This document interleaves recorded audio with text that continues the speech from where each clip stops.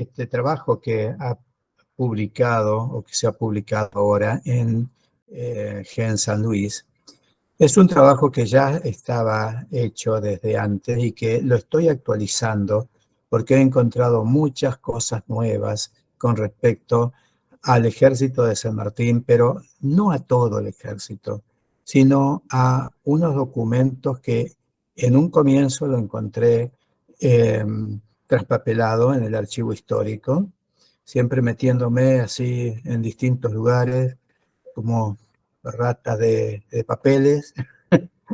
Y encontré entonces datos interesantes que me llamaron mucho la atención. Las fichas de 41 personas que en una leva fue llevada a la fuerza de los distintos lugares de San Luis, ya cuando ya no se llevaba gente, porque era 6 meses antes del cruce de los Andes. Casi toda la gente de San Martín comenzó a ser preparada desde 1814. El 10 de agosto de 14, San Martín fue nombrado al cargo de gobernador intendente de Cuyo e inmediatamente organizó los recursos de la provincia. Poco tiempo después reactivó la actividad económica e impulsó la industria artesanal de alimentos que abastecieron a la población de Mendoza, al ejército de los Andes y favoreció el comercio especialmente de vinos, aguardientes, frutas, etc. Pero desde aquel momento de 1814, San Martín, con su visión de libertador, pudo organizar su ejército en estos aspectos. Primero, eh, desde su llegada a Cuyo, yo puse a San Luis, se dedicó a organizar el ejército. Primero, llamó a los refugiados chilenos, a las milicias locales de Cuyo, una gran cantidad de voluntarios de la provincia y a los oficiales del Ejército del Norte. A granaderos, pidió entonces que los batallones de los regimientos de granaderos a caballo que él había organizado, que estaban desperdigados en distintos lugares, fueran enviados a Cuyo. San Martín se puso muy firme en esto y dio el siguiente comunicado. Por cuanto en las presentes circunstancias sería indecoroso que cualquier individuo que fuese capaz de tomar las armas en obsequio de su patria no lo verificase. Por tanto, ordeno y mando lo siguiente. Todo individuo que se halla en disposición de poder llevar las armas y no estuviese alistado en los cuerpos cívicos, lo verificará en el término de 8 días, y el que no lo verificase será reputado por traidor a la patria. Bien directo. A la señal de alarma que será prevenida con 3 cañonazos, se unirán en el cuartel de la Cañada todos los cívicos de caballería, los de infantería en el convento de San Agustín, los de Curiones y tenientes de Curiones unirán a los vecinos en las puertas de las casas, concurriendo estos armados con las armas que tengan y mandarán un sujeto de confianza por cuartel para que éste reciba las órdenes que tanto el señor comandante general de armas como yo impartamos. Es interesante que desde el momento en que llegó, dijo, yo no vine a cualquier cosa, vine a organizar este ejército, ¿no? Inmediatamente de publicado esto, los capitanes, los comandantes de compañías, cívicos y milicia formarán una lista exacta de los individuos. Y esa lista exacta está en la mayoría de las provincias. Yo la busqué en San Luis y si bien ahí Claudia, cuando dio los registros, los índices, figura el listado de las personas, cuando lo pedí, me figura que no existe en el archivo. Es decir, que esa caja o ese archivo de las personas que fueron censadas por San Martín para ir al ejército no figura en este momento. Las que pasarán, dice, a los respectivos jefes para que estos entreguen el estado general de la fuerza, etc.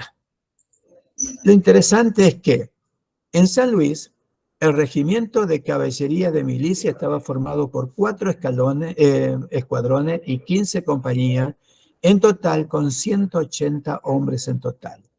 San Martín creó una especie de servicio militar obligatorio en todo Cuyo, disponiendo de la organización de las milicias, lo que en este trabajo yo le llamo, uso las palabras de M. Mann, a donde él nos indica que esto fue una colaboración, como él en un momento decía colaboración, pero era una colaboración obligatoria, cooperación obligatoria. Esa cooperación obligatoria implicaba que voluntariamente fueran o eran sancionados. Por lo tanto, bien voluntario era. El asunto es que el reclutamiento por sorteo estaba ordenado por el Departamento de Guerra del Gobierno Central, que incluía a todos los jóvenes de 16 a 18 años. Ahora bien, veamos que en 1814 había varios jóvenes, tal vez de 16 o 18 años, que quedaron en el tintero, que no los anotaron y que por lo tanto no fueron llevados al ejército. Se recurrió entonces a la leva de esclavos de 16 a 30 años, pertenecientes a españoles sin carta de ciudadanía. Posteriormente se extendió esta leva a los esclavos de propiedades de argentinos, cuyo número era mayor. A los que sirvieran en el ejército hasta un año después, servirían en el ejército hasta un año después de concluida la guerra, se le concedería la libertad. Estamos hablando de los esclavos, las personas que estaban esclavizadas en las distintas provincias de Cuyo.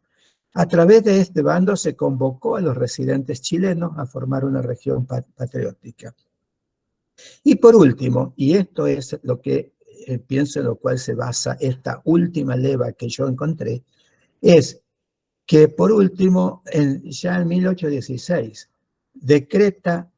disponía que los ciudadanos que no estuvieran incorporados en las milicias cívicas o fueran reincidentes en faltar a la instrucción de dichas milicias, fuesen destinados a los batallones de línea por 5 años.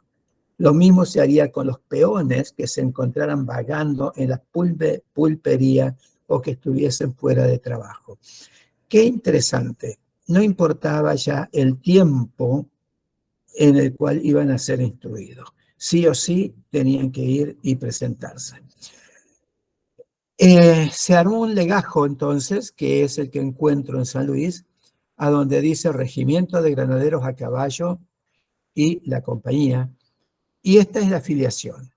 El nombre de la persona, hijo de y de, o sea, de los padres, está el nombre del padre y de la madre, el lugar del cual eran la jurisdicción de San Luis, de estado civil, todos esos figuran como soltero, pero sin embargo hay uno que es casado, que figura como casado, pero hemos encontrado en el censo que hay otro más que era casado, es decir, eran 2 personas por lo menos casadas.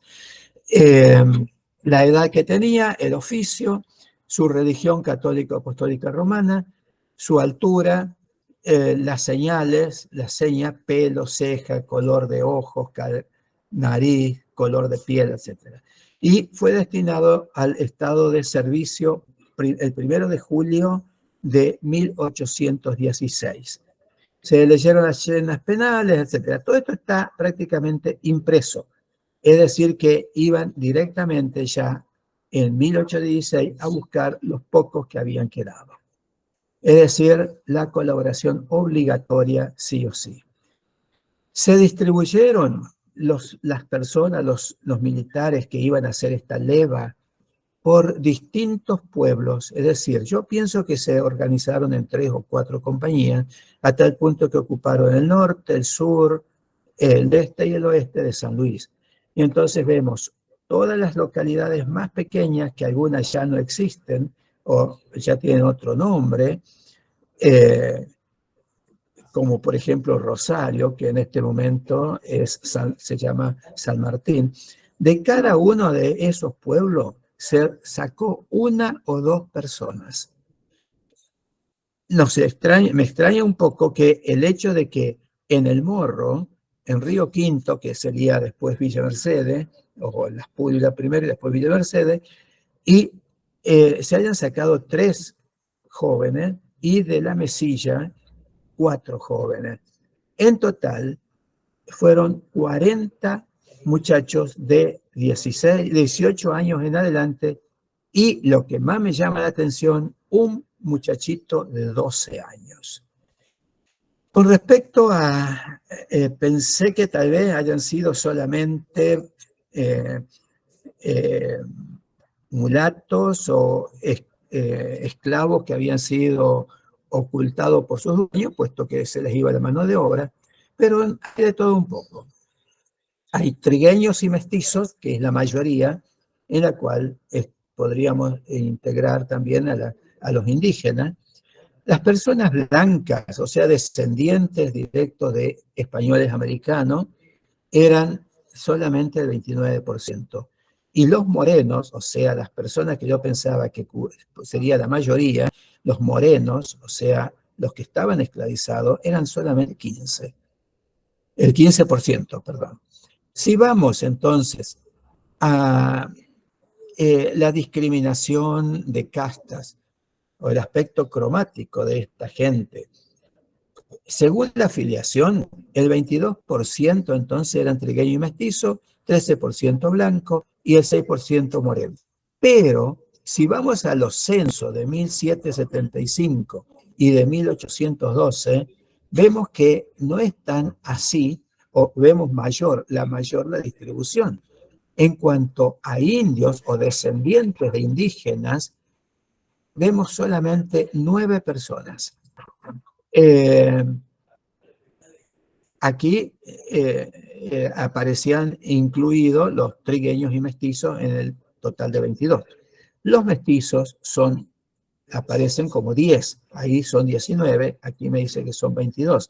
Es decir, que hay algunos morenos o mulatos que son considerados dentro de estos mestizos. Según los censos, entonces, había 4 que eran morenos, o sea, esclavos negros o morenos, y 4 que eran mulatos. Los demás, 14, eran españoles americanos. Esto es lo que indican los censos. Es decir, que acá no les interesaba tanto si eran oscuros o si eran blancos, simplemente si no se habían presentado, no habían ido al ejército, tenían que presentarse. Pues bien, en cuanto a las edades, hay 2 extremos que a mí me llamó mucho la atención. Un joven de 12 años es llevado al ejército. Un hombre mayor de 40 años también es llevado. Los demás, hay 14 de 18 años, 4 de 19, 12 de 20, 5 de 22, 3 de 25 y 1 de 28. Es interesante ver que digamos, el rango etario es especialmente desde los 18 hasta los 28. Y estos 2 extremos que no sé por qué, o mejor dicho, entendí después por qué. El joven de 12 años simplemente fue alguien como fue en el margen de su ficha, dice trompeta. Pues bien, en cuanto a los oficios, jornaleros eran el 91%, 5% zapatero, labrador de la tierra, que lo necesitaban lógicamente porque todo el aspecto alimenticio se desarrollaba desde los cultivos. Llevaron solamente 2, y peinero hay 2, es decir, el 2%, es 1. Esta persona era interesante, tal vez, puesto que San Martín le interesaba mucho el aspecto de los caballos. En general, estos son los 41 granaderos de esta leva. Yo he puesto el título que siempre puse, fue 40 granaderos y uno que me escapa de la edad del granadero, sino un trompeta. El trompeta es Juan Alberto Gatica. Y esto un poco fue lo que me movió a investigar más, este aspecto. Porque uno siempre piensa, bueno, sí, San Martín llevó a toda la población de San Luis. Según los historiadores, dice que todos fueron voluntariamente. Yo veo que no todos fueron voluntariamente. Muchos de ellos fueron obligados y además, en mi último trabajo que estuve haciendo en el Archivo Histórico de San Luis, que después le pasaré a Claudia para que lo pueda elevar a nuestra página, he encontrado una gran cantidad de desertores. Pues bien, este joven de 12 años no fue un desertor, este joven de 12 años fue simplemente como lo hizo el tambor de Tacuarí, como trompeta. ¿Y qué era un trompeta? Un trompeta era aquellos jóvenes que se les enseñaba a tocar los instrumentos para pasar las órdenes. Las órdenes indicaban si había que avanzar o había que retroceder, si había que ir hacia la izquierda o hacia la derecha, o qué tipo de ataque iban a realizar. Es decir, era como la radio actual. Por lo tanto, imagínense ustedes en cualquier guerra o en las guerras actuales, lo primero que se destruye es la radio. Eso es lo que pasaba con los trompetas.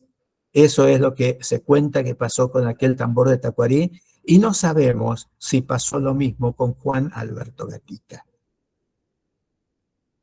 Juan Alberto era hijo de Alejandro y Petrona Zapata, natural de San Felipe, que es en la zona de Renca, soltero, jornalero de 12 años, su estatura decía al margen, en ningún lado figuraba, religión católica apostólica romana, señales de pelo, ceja entre rubias, ojo pardo, color blanco, nariz regular y barba lampiña.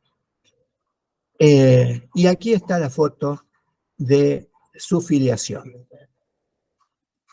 Pues bien, estas son algunas de las músicas que él aprendió a tocar para poder pasar las órdenes, ya sea con su corneta o corneta lisa, lo que tocaban las cajas de guerra. Esto es recopilado por Francisco Faramiñán, que nos ha dejado cuáles eran la música de aquella época. Pero lo que he encontrado también en los textos de historia es que no solamente tocaban estas melodías, sino también melodías populares. Tanto es así que cuando San Martín ingresa a Chile, en Santiago le dan una gran bienvenida y la banda de música del ejército de granaderos a caballo es la organización musical que anima esa fiesta.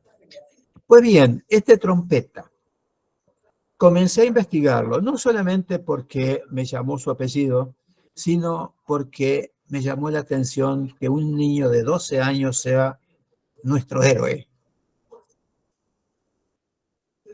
nuestro pequeño héroe puntano. Se recuerda en San Luis, en todas las escuelas, el tambor de Tacuarí, pero nadie sabe de este joven. En el censo de 1812 encontramos su familia residiendo en Renca. Su padre, ahí, si bien es Alejandro, que figura en la ficha como Alejandro, ahí figura como Alejo Gatica, peón de 39 años, su madre Petrona Zapata, que luego pienso, seguramente Alejo ya estaba también enrolado en el ejército, puesto que era un hombre joven que estaba dentro de la edad que San Martín había pedido. Y estos son los hijos de ese matrimonio. Fueron 7 los hijos. Lo interesante es que Juan Alberto en el año 1812 tenía 8 años.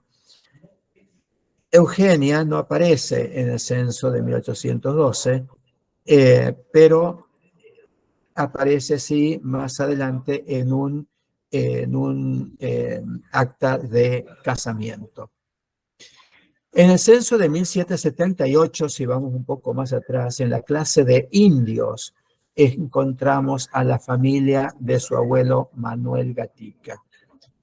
Manuel Gatica, nacido en 1748 en San Luis, es casado en primera nupcia con Bernarda Salina y tiene 5 hijos con ella. Años más tarde se casó con Martina Sosa, con quien tuvo un hijo más. Entonces, este es el árbol genealógico que pude organizar de esta familia del trompeta Juan Alberto Gatica. Y vamos a ver un poquito más detalle. Manuel, casado con Bernarda Salina, tienen como hijo a Alejandro Gatica. Ellos tienen dentro de los 5 hijos a Alejandro Gatica, quien se casa con Petrona Orozco Zapata, que era hija natural de Ana María Zapata, y el tercero de su hijo es Juan Alberto Gatica. Aquí los tenemos con sus hermanos, y la única que he encontrado el acta de casamiento es de Eugenia Gatica, que se casó con Melitón Pereira, y allí hay 2 de sus hijos. A mí me interesa mucho encontrar los descendientes de estas familias, puesto que quiero recuperar esa memoria y recordar de alguna manera que cada una de las personas que hemos nacido en San Luis y que tenemos ascendientes originarios tal vez o no, o de anteriores que estuvieron en la época de San Martín, todos tenemos algún héroe en nuestra familia. Algo que me llamó la atención es que el ejército se comienza a organizar en 1814. Don Juan Escalante, el teniente de ministro de San Luis, él es el que certifica que el recluta contenido en esta filiación se me ha presentado en revista hoy, día de la fecha, julio de 1816. En 6 meses, estos 40 jóvenes tuvieron que estar listos para presentar batalla. 6 meses después, se realiza el cruce de los Andes, el 6 de enero del 12, del 17, perdón, y el 12 de febrero de 1817 se presentan y combaten en Chacabuco, ganando esa batalla. Nada más sabemos de ellos. Muchas gracias por su atención. En este momento estoy investigando la genealogía de cada uno de esos 40.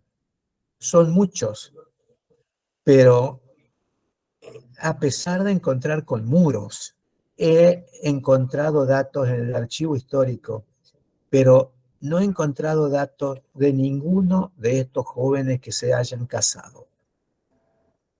¿Habrán regresado? No lo sé.